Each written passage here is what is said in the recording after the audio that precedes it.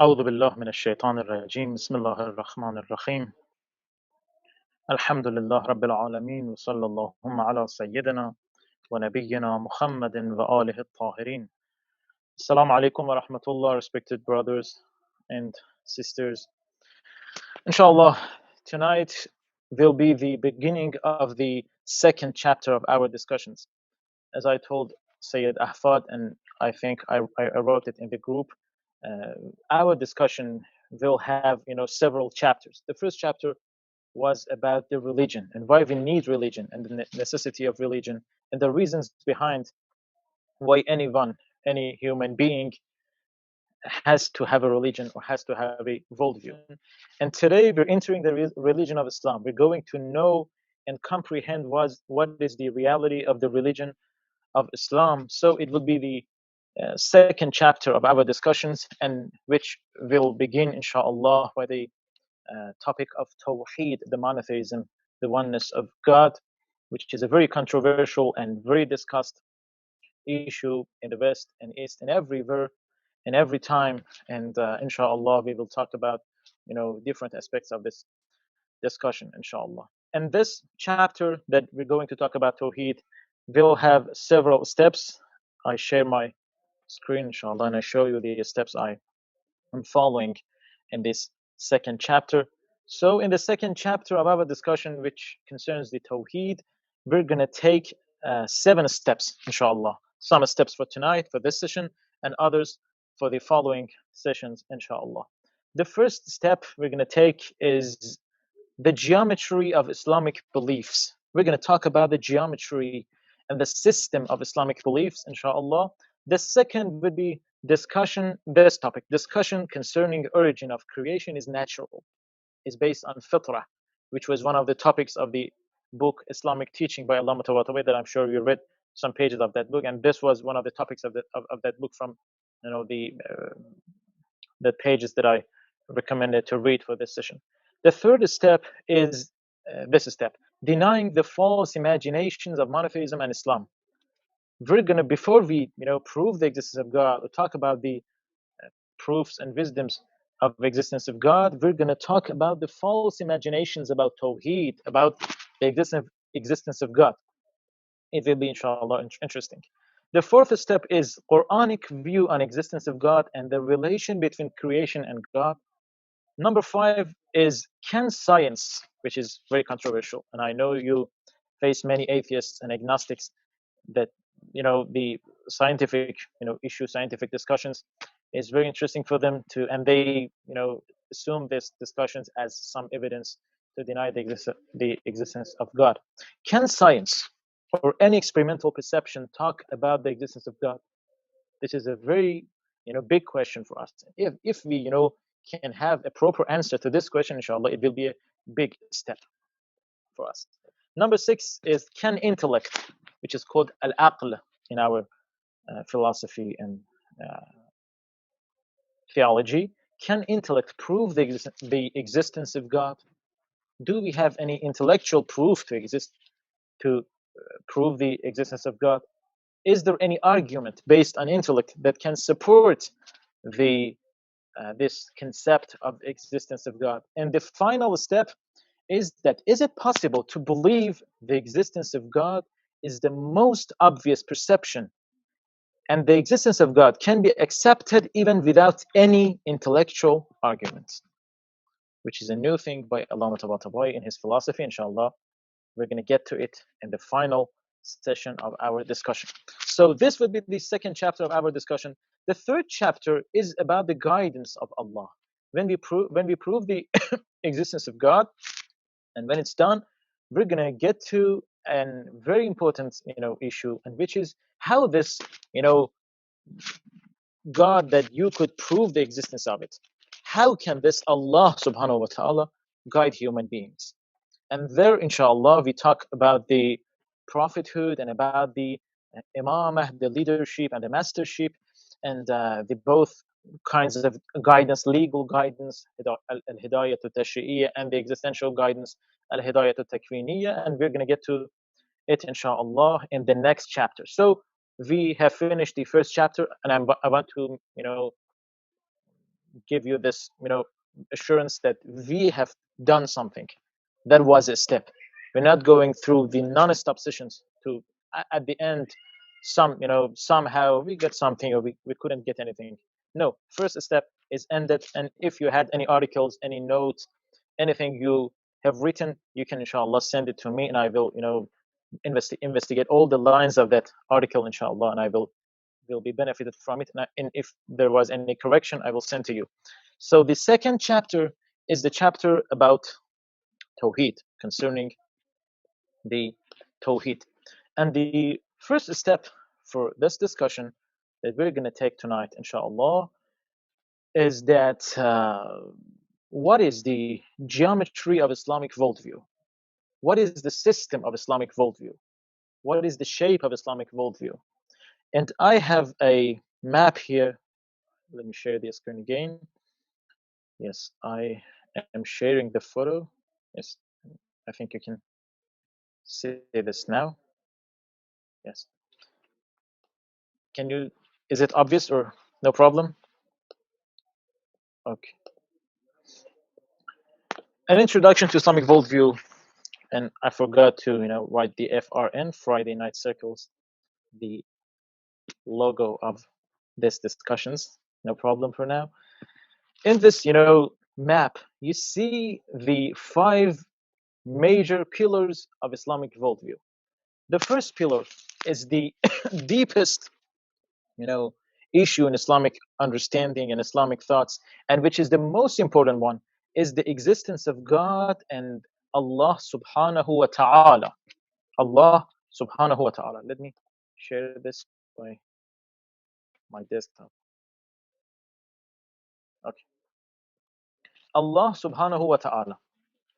This, understanding is in the heart of all understanding and all the perceptions, in Islam. So everything returns to Allah, begins with Allah, and everything is according to Allah in this Islamic understanding. So everything that we're going to discuss must be relevant with the concept of Tawheed, the concept of existence of one God, the monotheism, the theism. In I want you to listen to that. In Islamic worldview, always 2 things are the most important things. The first, which is the most important one, is the existence of God. Existence of God and Tawheed is the most important possible thing in Islamic studies. But,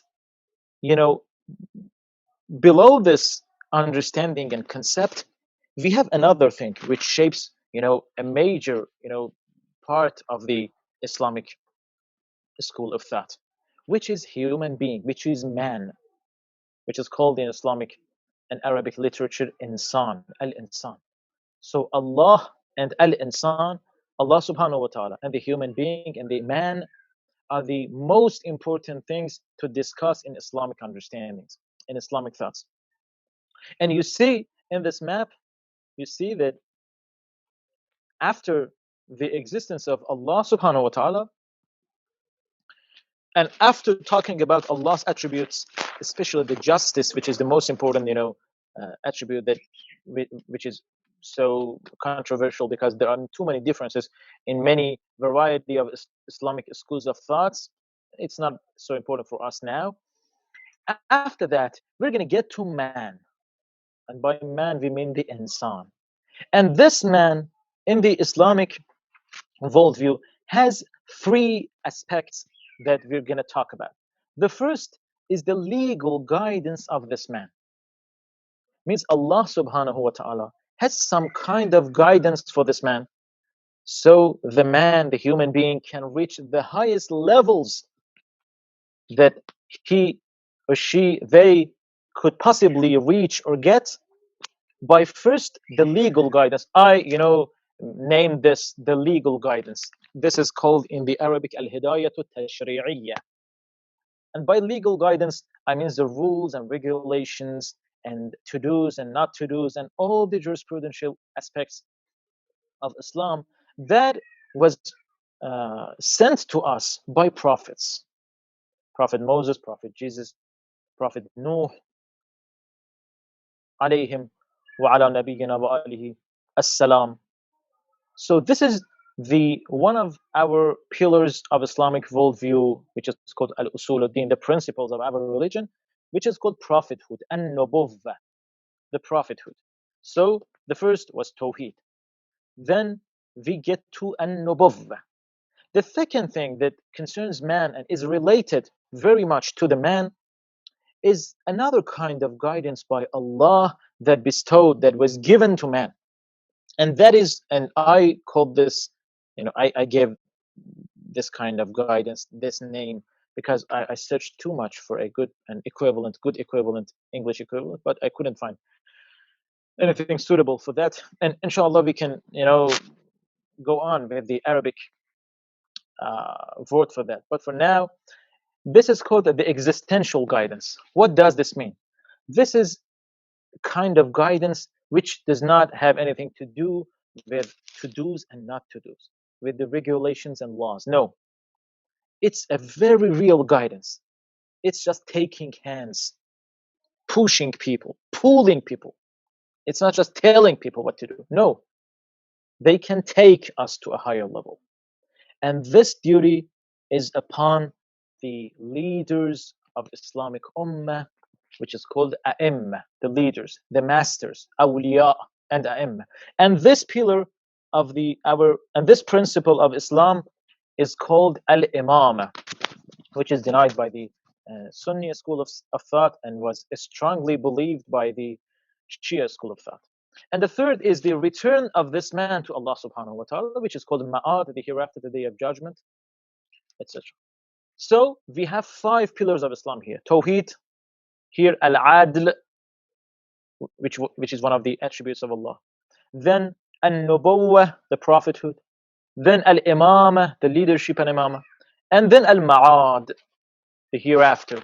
So this is the geometry of the Islamic worldview. And everything in this, map goes back to Allah subhanahu wa ta'ala. There is nothing independent. Everything fully depends on Allah subhanahu wa ta'ala. So everything, relies on Allah subhanahu wa ta'ala, returns to Him and is from Him. And we inshallah talk about this very important issue. So this is the geometry of the Islamic worldview and Islamic beliefs. And for that, there is a very good point here. In Islam, we were always, asked by Qur'an, and Qur'an recommends us always to stick with reality, to be in line with reality, and to not be distracted from the reality. So we believe that these pillars, this monotheism system, this system is fully, in line with the reality. We're not, making something up from ourselves. No, it's not just in our minds. We're talking about the reality, the very existence. We want to say that Allah subhanahu wa ta'ala exists in the universe, and it is the creator of the universe. And man, by these attributes and these levels of guidance, exist, and it's real. The prophethood is real. Imama is real. It's not just some concept to relieve us, for peace and solace. It's not just some Indian, mysticism. It's not just about the secrets of life, about the, the energy of the universe or something like that, which sometimes even by the owner of those beliefs, they completely, agree that this is just mental, nothing real. No, in Islam we say that we must abide by the reality, and for that we get help from the great Shaheed al-Mutahhari. And from now on, inshallah, we will talk about his books more, inshallah. Here there is a very good book by Shaheed Mutahhari, which is called the Tawheedi Worldview, about the Islamic worldview, which is a very good book by him. And if I share the screen, in one of the pages of that beautiful book, which the English translations, alhamdulillah, is available now, in the Worldview of Tawheed, this book, the Worldview of Tawheed, and I'll send you the, inshallah, PDF version. He said, the realistic worldview, Please bear with me. The realistic worldview. This is the attribute of Islam. This is what Islam really wants from us. Look what he says. Islam believes in truth, in reality. The word Islam means surrender. Islam means taslim, surrender. The first condition of being a Muslim is to surrender to realities and truth. Look, the first condition. So this is why in Islam knowledge is so important. You cannot just, stick with your parents' ideas. Islam rejects and condemns every kind of obduracy, obstinacy, fanaticism, blind imitativeness, very hard words, and partisanship and selfishness, which are contrary to the spirit that seeks to realize truth and reality. So you cannot just obey others' ideas and thoughts. No, you need to have a conclusion by yourself. This is why in Islam, this is forbidden, to imitate in the principles of Islam. Yes, you can imitate, you can refer to maraja for the furu of Islam, for the practicing, for the jurisprudence, for the fasting, for the, prayers. Yes, you refer to a maraja. Please tell me if something happens to my fasting. Is this valid or invalid? But about the principles of Islam, especially Tawheed, you cannot ask just, does God exist? He says, yes, God exists very much. Okay, I accept it. No, it doesn't end the story. You need to reach to that level of understanding by yourself. Yes, others can help you, but at the end of the day, you must understand the concept. According to Islam, a person who seeks the truth has no personal considerations, no personal agendas, nothing, and struggles to attain the truth, but fails, may be excused, even fails. Whereas the one who harbors, obduracy and obstinacy and accepts the truth through imitation because of his heritage or for like reasons, has no standing. In Islam, this person has no standing. The real Muslim, who's the real Muslim? Please bear with me. Many of our Muslims, by this term and by this understanding, you cannot call them Muslim easily. The real Muslim, who is the real Muslim? The real Muslim, man or woman, man or woman. There is no gender here. According to his spirit of search after truth, adopts and integrates wisdom and truth, wherever and from whomever he finds it. In searching for truth and knowledge, he does not display the least fanaticism, even the least fanaticism, but instead hastens to find it in the farthest part of the world. The real Muslim does not confine the search for truth to a certain period of his life, a certain area or certain persons, because the great leader of Islam has ordered that the search for knowledge is incumbent upon all Muslims. And that the famous quotation by Rasulullah, seek knowledge from the cradle to the grave.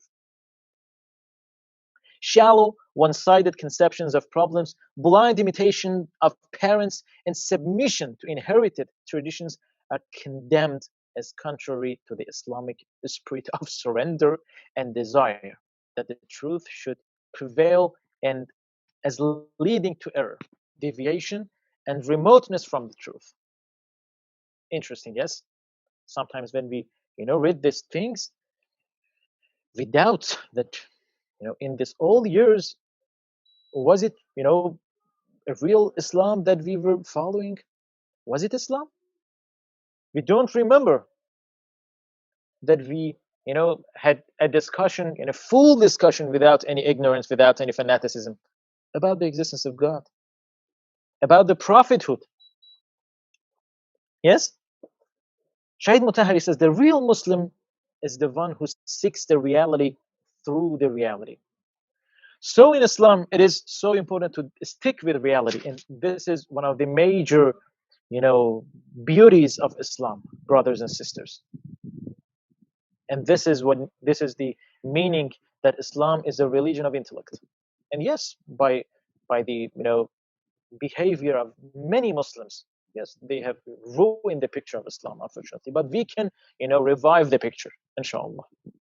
So the first step was the geometry of Islamic beliefs. Inshallah, when I, discuss Tawheed, I will, get back to the, geometry of Islamic beliefs, and we will talk more about the shape of this geometry. The second discussion tonight is discussion concerning origin of creation is natural. I'm not gonna, get into it for too long. Allama Tabatabai talked about it in the page 40 in this book, Islamic Teachings, and he says, no one can deny that this quest for the creation of universe is in our very nature, and by nature he means fitrah. Everyone, the atheists, agnostics, religious people, people who deny the religion, those people who just believe in God and do not believe in the prophets, all of them has the yearn to talk and seek the reality about the creation of this world. Who creates this world, and how this world was created, and what was the origin of this world? And yes, people have different answers for this question, and inshallah we will get to the reason of this difference, inshallah. But this question is in our very nature, is completely in line with our fitrah. Allama Tabatabai here has beautiful statements. Tonight I'm gonna read more texts from Allama Tabatabai and Shaykh Mutahari, and I want you to do so, inshallah, because the books are really great guidances for us. When there is no one to talk, no teacher, no mate, no friend to discuss, books really are the way of salvation. So I hope it doesn't makes this boring, but I share the screen again, and we go to the book of Allama Tabatabai, Islamic Teachings, in the page 40. Discussion concerning origin of creation is natural, and I think you have read this, lines of Allama Tabatabai. With his Allah-given instinct, man searches for the reasons and causes leading to the appearance of any phenomenon or occurrence that he sees. He never thinks it's probable that they have come into existence automatically and without any cause, or to say accidentally. A driver, look how he raises the example. A driver whose car stops functioning gets off to check where he suspects it is impaired in order to find the cause for the halt. He never believes that the car, with its complete readiness to move, would stop without any reason. He says in the normal life, we always seek for the causes, for the truth. When he wants to get the car going, he uses the facilities that are installed in the car and never relies on chance. If man becomes hungry, he thinks of bread. When thirsty, he searches for water. If he feels cold, he feels the necessity of clothes, or for instance, fire, and is never satisfied by relying on chances. Yes, by the chance I will have some food. By the chance my thirst will be quenched. Okay? No. One who wants to construct a building naturally engaged in finding building materials, masons and laborers. He does not have the slightest hope that his project would be implemented automatically. Look, the last paragraph. The inquisitive instinct and discussion on causes and means compels man to pay into the appearance of the world of creation and its astonishing system. Man wonders whether this vast world, which is, in fact, a great phenomenon and which has related and harmonious components, has evolved automatically, or it has originated due to other causes. This is a real question, and this question is natural. Does an infinite might and knowledge govern this astonishing system, which operates according to established and unexceptional rules all over the world, and which leads everything to its particular goal and destination, or not? Or it has come into existence by an accident and a chance? So Allama Tabatabai says that this is a very obvious question. So we're not going to discuss this question too. Don't need to talk about it. Yes, even the man who says you don't need to do that, he's looking after causes. He says it's in vain. So he believes in some, truth in this world. No one, anyone who asks questions, anyone who reads books, anyone who watches the news, every one of them They believe that there is a truth in this world and there is cause and effect in this world. So it's so normal to ask how this great universe came into existence. In science, you ask many questions. Ask about the gravity, about the thermal issues, about the physical laws. You cannot believe that an apple, just falls down without any reason, by chance. Don't tell that to Isaac Newton, okay? You can't say that. So everywhere we seek for reasons, for causes. So the greatest thing before our eyes is this universe, this world. So this question is so normal and so much based on our nature. So the second step is that the discussion concerning the origin of the creation is a natural discussion. So this was the second question. Second step. The third step, which might be the final step of tonight, and I think that inshallah, I don't think we can go further. Yes, it will be the last step of tonight. Was that denying the false imaginations of monotheism and Islam? And this is what I got from Shaykh Mutahari. It was so interesting. The first time I, met this book and lines of Shaykh Mutahari talking about this issue, it was so, touching for me. He says in one of his books called Tawheed, I don't know if there is any English translation for that book. There he says, and in many occasions, many books, he mentions this, issue. He says in many cases, especially on philosophical investigations and philosophical issues, the problem is not the answer. The problem is the question. The problem is the imagination of the person who is asking. He says in the Tawheed and in the existence of God, this question was one of the most misunderstood questions and concepts in the whole and in the entire life of the world. He says that some imaginations of God, some pictures of God that some people, always tend to portray and tend to picture it, is not a picture of God. It's not the real imagination of God. It's nothing.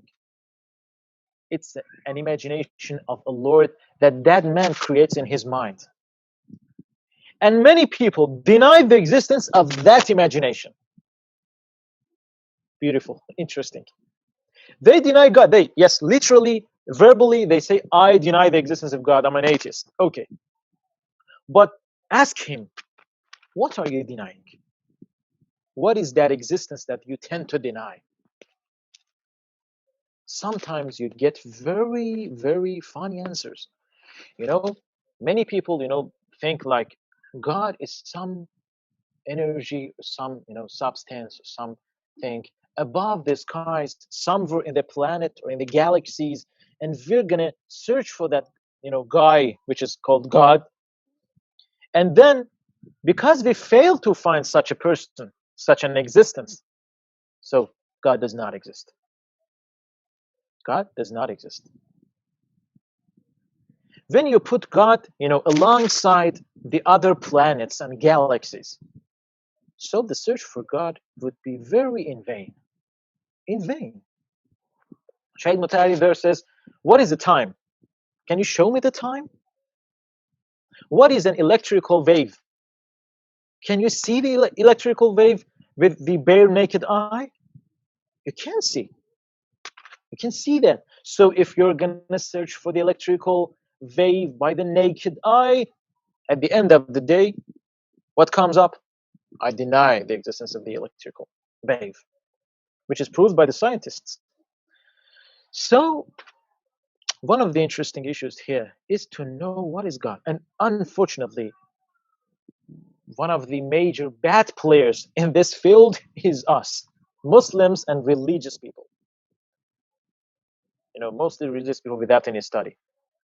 They tend to talk about God in a way that really is horrifying, terrifying, and they're just talking about a beast, not a transcendental existence. It's like a tale for intimidating the children and babies, from bothering their parents. And that this cultural, perception and this conception in the minds of people, it comes and comes and comes through the history and makes the conception of God. And the Catholic Church was a very bad player in this case, in this field, unfortunately. That torture God that stands up there and looks upon you and watches you, and every time he gets a chance, wants to torture you or vanish you from the face of the world and finish you. And there is no spirituality. It's just coercion, compel, nothing else. So the God that we're gonna talk about and we're gonna prove, we must be aware that many conceptions of God is denied by us. Please bear with me. Is denied by us. Even many conceptions of God that Muslims raise and talk about. So the third step is that the God that we're gonna, prove its existence.